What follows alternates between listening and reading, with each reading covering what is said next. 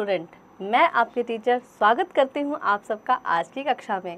आशा करती हूँ आप सब स्वस्थ होंगे, मस्त होंगे और अपनी अपनी पढ़ाई में व्यस्त भी होंगे। और हम आज एक नया पाठ शुरू करने जा रहे हैं। तो कविता का नाम है माँ जीवन संचालिका। तो माँ को जीवन संचालिका क्यों कहा गया है? देखिए, तो हम माँ नदियों को भी बोलते हैं, माँ हमारी अपनी माँ भी होती है, हम भारत को भी माता कहते हैं। और देखा जाए तो ये सभी हमारे जीवन का संचालन करती हैं। भारत माता है जिनकी धरती पर हम रहते हैं, खाते हैं, पीते हैं, कभी कभार गंद भी मचाते हैं ना, बहुत सारे लोग गंदगी भी फैलाते हैं। ऐसा बिल्कुल नहीं करना है, ठीक है। आप बच्चे बिल्कुल अपनी भारत माता की धरती पर गंद नहीं फैलाएंगे, ठीक है। यह आज का मेरा छोटा सा सजेशन है आप लोगों के लिए। इसके अलावा जो हम माँ नदियों को मानते हैं, तो देखो नदियाँ नहीं होती तो हम क्या प्यासे मर रहे होते, हमारी खेती नहीं होती, कुछ नहीं होती, तो वो भी हमारी माँ है, उनको भी हमने माँ माना है। फिर तीसरी माँ आती है हमारी घर की माँ, ठीक है, तो वो भी हमारा जीवन संचालन करते हैं। अगर मम्मी सुबह धक्के मार मार के ना उठाए तो हम कैसे ही उठ पाएंगे सुबह, है ना। और ये सभी के ही साथ होता है कि माएँ उठाती है तभी बच्चे उठते हैं, ठीक है। तो माँ है हमारी जीवन संचालिका, ठीक है।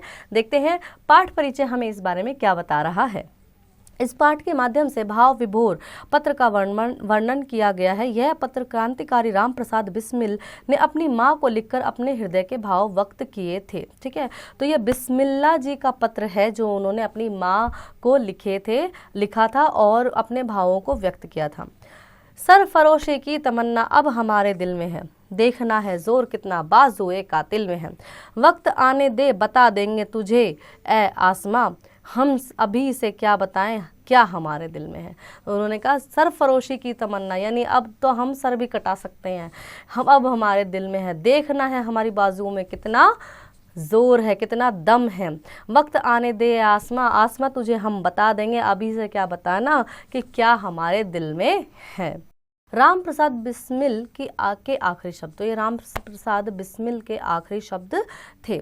मातृभूमि को स्वतंत्र कराने के लिए अनेक वीरों ने हंसते हंसते प्राणों की आहुति दे दी। उन वीरों में राम प्रसाद बिस्मिल का भारतीय समाज में अपना एक विशिष्ट स्थान है। ऐसे महान नायक को शत शत नमन है उन्हीं के शब्दों में, ठीक है।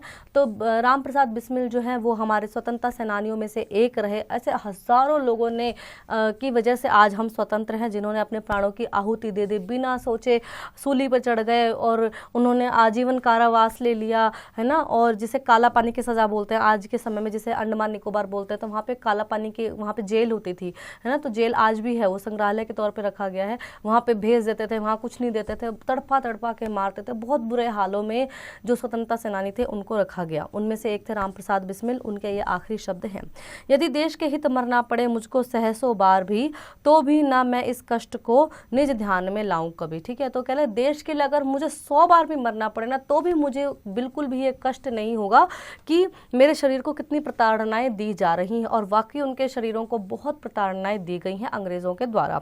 राम प्रसाद बिस्मिल का जन्म 11 जून 1897 को शाहजहांपुर उत्तर प्रदेश में हुआ था। उनके पिता का नाम पंडित मुरलीधर था और माता का नाम श्रीमती मूलमती था।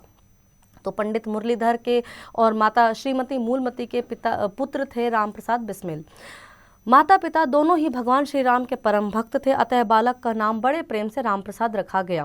बाल्यकाल से ही उनकी शिक्षा दीक्षा का विशेष ध्यान रखा जाने लगा, परंतु इस बालक को बचपन में खेलना अधिक प्रिय था। उनके पिता कुछ क्रोधी स्वभाव के थे, अतः पढ़ाई में ध्यान न देने पर वे कभी कभी पुत्र पर हाथ भी उठा देते थे, लेकिन माता सदैव प्रेम से ही समझाती थी। तो बच्चा थोड़ा नटखट है, माँ बाप चाहते हैं कि पढ़ ले, लेकिन बच्चे का ध्यान उस तरफ है कम, ठीक है। आगे देखते हैं स्टोरी हमें क्या बता रही है।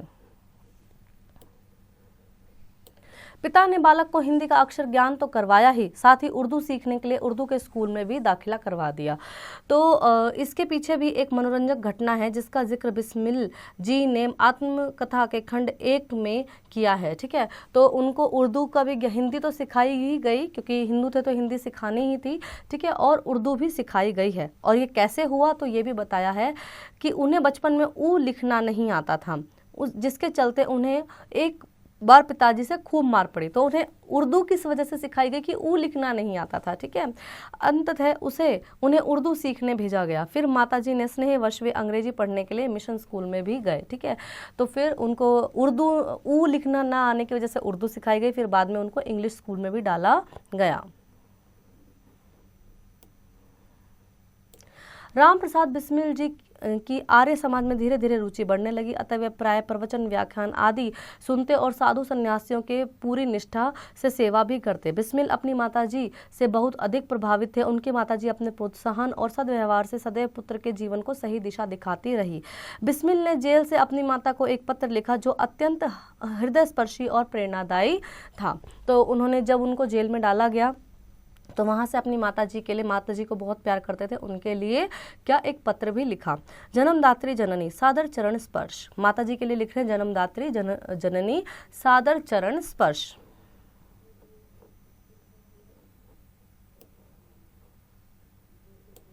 मुझे इस जीवन में आपका ऋण उतारने का अवसर नहीं मिला, यद्यपि इस जन्म में क्या अगले कई जन्मों तक में भी मैं आपका ऋणी नहीं हो पाऊंगा। जिस प्रेम और दृढ़ता से आपने मेरा यह तुच्छ जीवन सुधारा है वह अवर्णनीय है। मेरी शिक्षा, मेरी आत्मिक उन्नति, धर्म के प्रति मेरी रुचि, सब पर आपकी कृपा है। महान से महान संकट में भी आपने कभी मुझे अधीर होकर कुपथ पर चलने नहीं दिया। मैं चाहूंगा कि जन्म जन्मांतर आप ही मेरी माँ बने। तो माँ के लिए लिख रहे हैं कि ये उनके शायद ये उनका आखिरी पत्र रहा हो, ठीक है। तो माँ के लिए लिख रहे हैं कि मैं चाहूँगा कि आप ही हमेशा मेरी माँ बने। माँ, मेरे मन में एक ही तृष्णा शेष रह गई है कि मैं आपके चरणों की सेवा न कर सका। आप यह सोचकर धैर्य धारण करना कि आपका पुत्र माताओं की भी माता, भारत माता की सेवा में अपने जीवन की बलि भेंट दे गया। आप यह आशीर्वाद दो कि अंतिम समय में भी मेरा हृदय विचलित ना हो और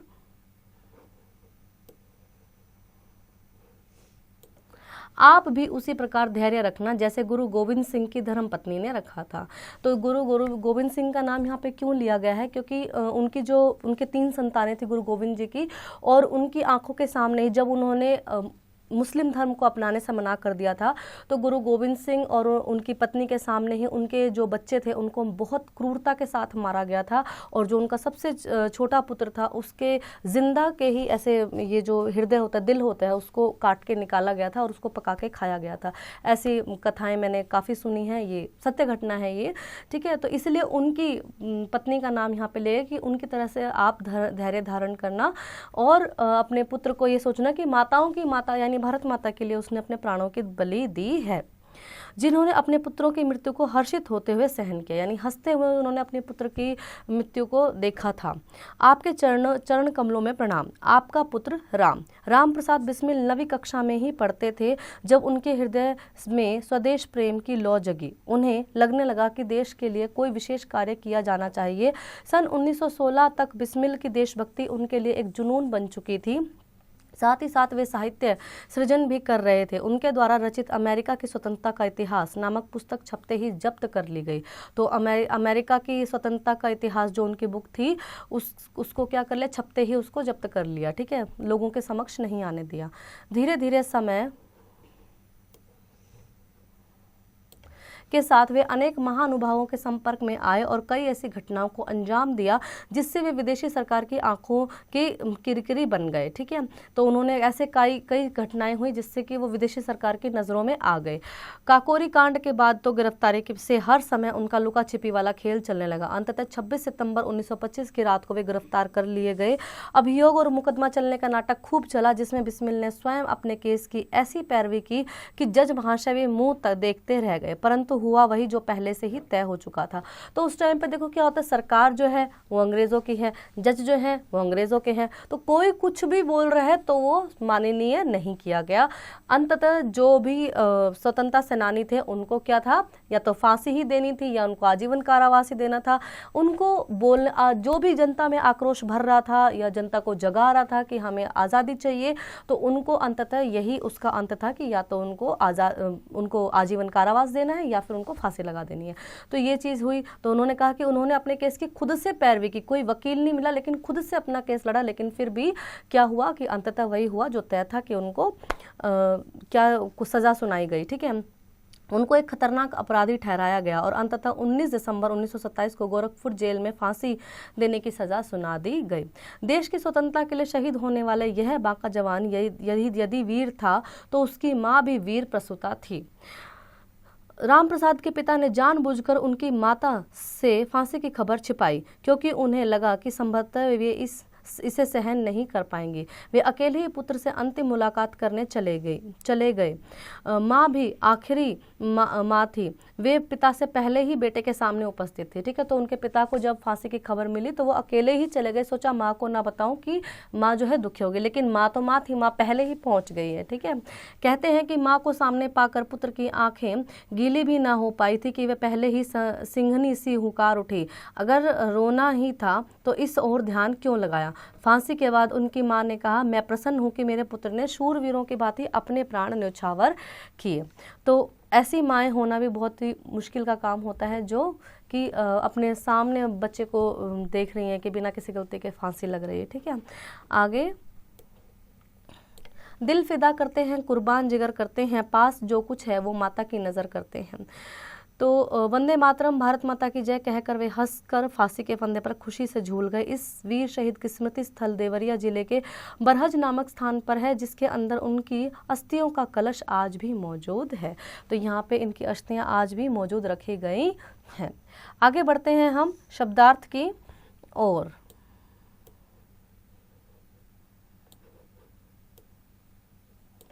शब्दार्थ, व्याख्यान, भाषण, उत्तीर्ण के बिना, हृदय स्पर्शी, दिल को छू जाने वाला, जन्मदात्री, जन्म देने वाली, वीर प्रसूता, वीर को जन्म देने वाली, प्रेरणादायी, प्रेरणा देने वाला, जुनून, पागलपन और न्यौछावर, बलिदान।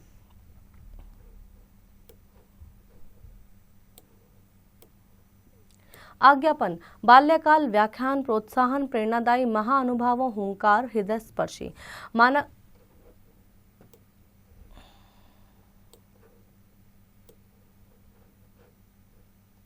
मानक वर्तनी का बदला स्वरूप, प्राचीन नवीन, खंड खंड, स्वतंत्रता स्वतंत्रता, परंतु परंतु, अंतिम अंतिम।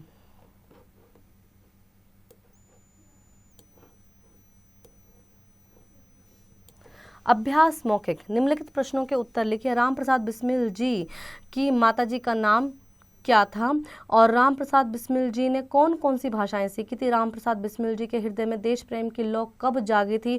राम प्रसाद बिस्मिल अपने माता पिता में से किससे अधिक प्रभावित थे और क्यों। राम प्रसाद बिस्मिल जी ने आत्मकथा खंड 1 में किस रोचक घटना की चर्चा की है। तो ये सभी प्रश्न आपको पाठ सुनने के दौरान बहुत अच्छे से मिल जाएंगे, इनको आप ओरली डिस्कस करेंगे।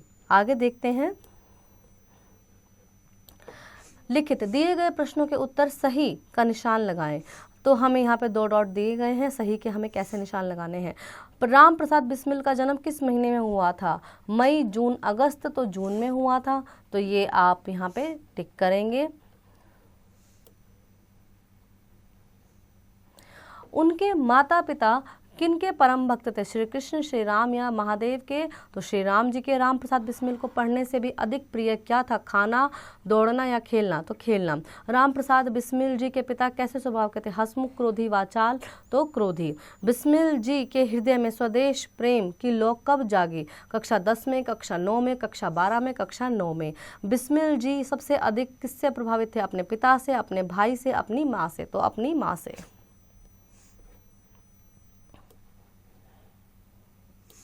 रिक्त स्थानों की पूर्ति कीजिए। बालक का नाम बड़े प्रेम से डैश रखा गया, तो रखा गया क्या, राम। ठीक है, इस बालक को बचपन में डैश अधिक प्रिय था, खेलना। राम प्रसाद बिस्मिल जी की डैश में अधिक धीरे धीरे रुचि बढ़ने लगी। तो किस में रुचि बढ़ने लगी, उनकी धीरे धीरे देश प्रेम में रुचि बढ़ने लगी। बिस्मिल ने जेल में अपनी डैश को एक पत्र लिखा था माँ को, और उन्हें लगने लगा कि देश के लिए कोई डैश किया जाना चाहिए, कोई बड़ा काम किया जाना चाहिए। निम्नलिखित प्रश्नों के उत्तर लिखिए। बिस्मिल जी ने अपनी मां से क्या आशीर्वाद मांगा और क्यों। आर्य समाज के प्रति राम प्रसाद बिस्मिल की भावनाओं का वर्णन कीजिए। बिस्मिल ने ऐसा क्यों माना है कि वह अगले कई जन्मों तक अपनी मां के ऋणी नहीं हो पाएंगे। माँ को सामने देख राम प्रसाद बिस्मिल जी की आंखें क्यों गिली हुई, सोचकर लिखिए। तो ये आपको सारे ही प्रश्न पढ़ने के दौरान मिल जाएंगे और आप इनको अपनी उत्तर पुस्तिका में लिखेंगे। दिए गए वाक्यों में एक शब्द लिखिए। जो कभी ना मरे, अमर, सदा सच बोलने वाला, सत्यवादी, देश में से प्रेम करने वाला, देश प्रेमी, और ईश्वर में आस्था रखने वाला, आस्तिक। नीचे लिखे शब्दों का वाक्य में प्रयोग कीजिए। स्वतंत्रता, कि भारत के लिए स्वतंत्रता लेना बहुत जरूरी था। शहीद, अनेकों लोग भारत को स्वतंत्रता दिलाने के लिए शहीद हो गए, खुशी खुशी शहीद हो गए। मुलाकात, आज मेरी मुलाकात मेरे पुराने मित्र से हुई। प्रसन्न, मेरा मित्र मुझे देख के अत्यंत प्रसन्न हुआ। और फांसी, तो फांसी में आप लिख सकते हैं कि अत्यधिक स्वतंत्रता सेनानियों को फांसी की सज़ा सुनाई जाने लगी। उड़ान, अपने मन की, देश के प्रति हमारे मन में कैसे भाव होने चाहिए। यदि आपको देश के लिए युद्ध में हिस्सा लेना पड़े तो आप क्या करेंगे, तो ये आप स्वयं से डिस्कस करेंगे कि अभी इतना अच्छा सुंदर पाठ हमने किया, इतनी सारी बातें उससे सीखी, तो आप मुझे बताएंगे कि आप इस बारे में क्या सोचते हैं। भाषा और हम, उपसर्ग, वह शब्दांश जो मूल शब्द से पहले जुड़कर नया शब्द बनाते हैं या उसका विशेष अर्थ प्रकट करते हैं, वह उपसर्ग कहलाते हैं। जैसे स्व प्लस देश, स्वदेश। नीचे दिए गए शब्दों में उपसर्ग एवं मूल शब्द अलग अलग करके लिखने हैं। समर्पित, सम जमा अर्पित, सपूत, स जमा पूत, संपूर्ण, सम जमा पूर्ण, प्रत्येक, प्र जमा प्रत जमा एक, प्रत्यय जमा एक, दुर्दशा,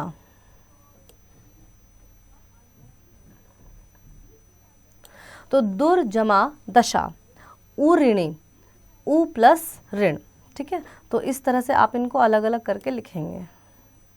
प्रत्यय, वह शब्दांश जो मूल शब्द के बाद जुड़कर नया शब्द बनाते हैं, वह प्रत्यय कहलाते हैं। जैसे स्वार्थ जमा पूर्ण, स्वार्थपूर्ण, तो प्रत्यय हम बाद में जोड़ते हैं। ठीक है,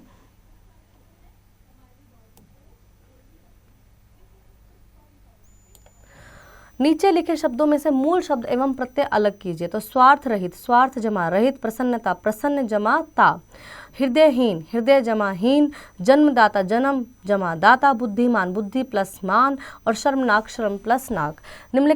निम्नलिखित समस्त पदों का विग्रह करके समास का नाम लिखिए। तो हमें यहाँ पे समास का नाम लिखना है। भारत माता, भारत की माता, तत्पुरुष समास है ये। समयाभाव, समय का अभाव, तत्पुरुष समास है ये भी। फिर है हमारा तिरंगा, तिरंगा में 3 रंगों वाला, ये हमारा बहुव्रीहि समास है। इसके बाद देश रक्षा, देश की रक्षा, ये तत्पुरुष समास है। और स्वार्थ रहित, स्वार्थ से रहित, ये हमारा तत्पुरुष समास है। इस तरह से हम इस पे समास का नाम भी लिखेंगे और विग्रह भी कर देंगे। निम्नलिखित वाक्यों को शुद्ध करके लिखिए। तुम्हारा पालन पोषण कौन कौन किया है, तो तुम्हारा पालन पोषण किसने किसने किया है, इस तरह से आप इनको शुद्ध करके लिखेंगे। हम खाना खाता हूँ, मैं खाना खाता हूँ। एक गरम कप चाय पी लो, एक कप गरम चाय पी लो। यहाँ पर ताज़ा गन्ने का रस मिलता है, तो ये यहाँ पर ताज़ा गन्ने का रस मिलता है, ये बिल्कुल ठीक है। जीवन मूल्य, इस धरती पर डॉक्टर भगवान का रूप है। इस बात का क्या आशय, अपने शब्दों में सोचिए और बताइए। तो डॉक्टर को भगवान क्यों माना गया है, क्योंकि वो जीवनदायी है, वो हमें जीवन देते हैं। एक मृत्यु वाली कंडीशन से उठाकर भी डॉक्टर हमें जीवा देते हैं ना। तो और इसके अलावा कौन हमें जीवन देता है, ईश्वर देते हैं, भगवान देते हैं, तो इसलिए डॉक्टर को भगवान माना गया है।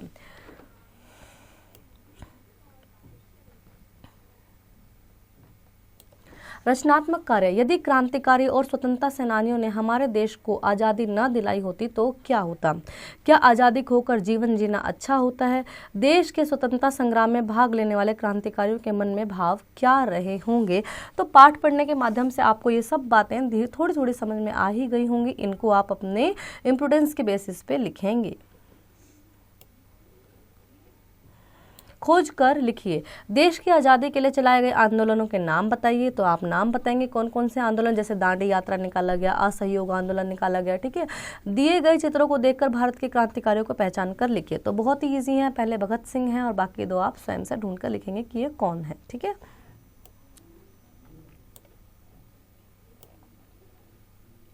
इंटरनेट के माध्यम से, इंटरनेट की सहायता से भारत और स्वतंत्रता विषय पर लेख लिखिए। तो ये आप इंटरनेट के माध्यम से लिखेंगे।